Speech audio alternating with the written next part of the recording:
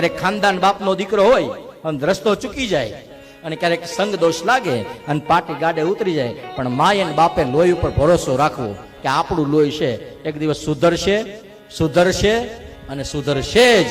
અને ક્યારેક કાંઈ લોહીમાં નથી અને ગાડી ઉતરી ગયેલી હતી ને પીરથી પૂંજાવા માંડ્યો છે, પણ એના મા બાપે જરીકે ફૂલાવાની જરૂર નથી. એ એક વખત ગાડું ઊંધું નાખશે નાખશે અને નાખશે જ. પગારને પ્રેમ ન કરો, એ પગાર ક્યાંથી લાવે છે ને તપાસ કરો.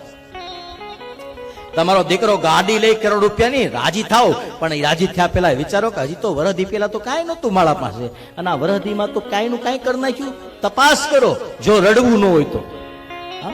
આ તો આપણે આપણા દીકરાઓની આપણા છોકરાઓની મિલકત ભાળી જાય લે અમારે તો જલસો, પણ પછી જયારે ઈ ઊંધું ગાડું નાખે તો એ આઈનું જ્ઞાનું બધું ભેગું કરો ને તોય પૂરું થતું નથી. એટલે દીકરાની સંપત્તિ દીકરાઓને રાજી કરો. હા, દીકરાઓના સુખથી મા બાપના સુખ વધારે, પણ યાદ રાખવાનું, કહી દેવાનું ભાઈ અડધો મળે તો અડધો ખાજે, પણ ઉજાગરો ન કરવો પડે ને એવો ખાજે.